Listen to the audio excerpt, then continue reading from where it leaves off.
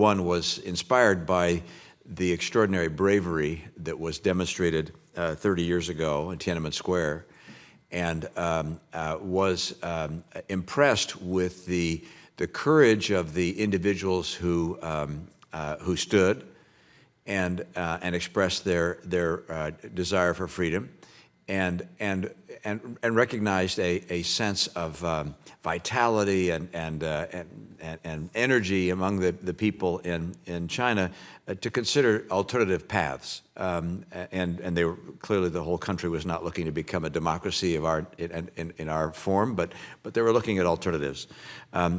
My perception today is that may no longer be the case, and I wanted to get your thought about what the mood and the perception of is among the people in China. I say that because with the Uyghurs being incarcerated, with the effort to create civic scores for individuals, there is a sense that perhaps the spirit of Tiananmen has been crushed, and that it is forgotten among the people of China. I have a very close colleague who's a professor at a business school. He has several Chinese students that are in his business school class. Their classmates ask questions about freedom of expression, about the freedoms that they hope to have, and almost to a person he says they defend the government. They suggest that it's totally appropriate to prevent the internet, to foment anger among the Chinese people, that they should be united. And so he said it's extraordinary to see that there is very little discussion of alternatives among the Chinese people. And so I turn to you who watch closely what's happening in the country, and would ask for your perception as to, is there a dissent movement within the country? Is there an openness to change? Is there a desire for change, or has it been crushed by the government? Please. When the social media just got into China around 2003, 2004, and there's a few thousand Chinese blogs, and I asked my student researchers to say, look, there's political discussion on Chinese blogs. He came back to say, no, they only talk about money and business. Well, really? After 10 years, by the time of 2009, 10, and 11, when the social media become have 100 million of users, even the censors were working so hard.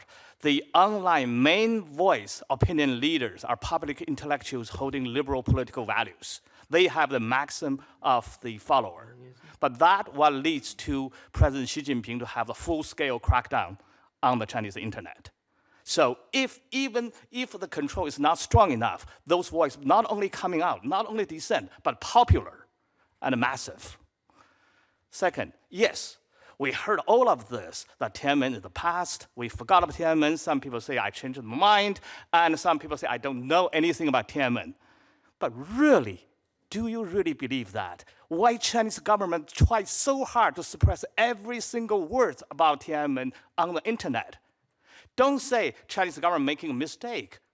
Wrong judgment on this. They know as soon as they can let that repression a little bit off, the memory comes back. People do remember. People now remembering, not telling you to remembering because of fear. And they rule by fear. Thank you. Any other comments? Yes.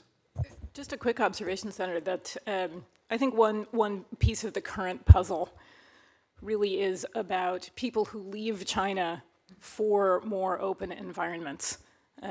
Precisely because they want to know about or become exposed to different political systems or have the opportunity to study, in places that ensure academic freedom. And I think it's imperative for the United States and other democracies to think of those people in terms of solidarity.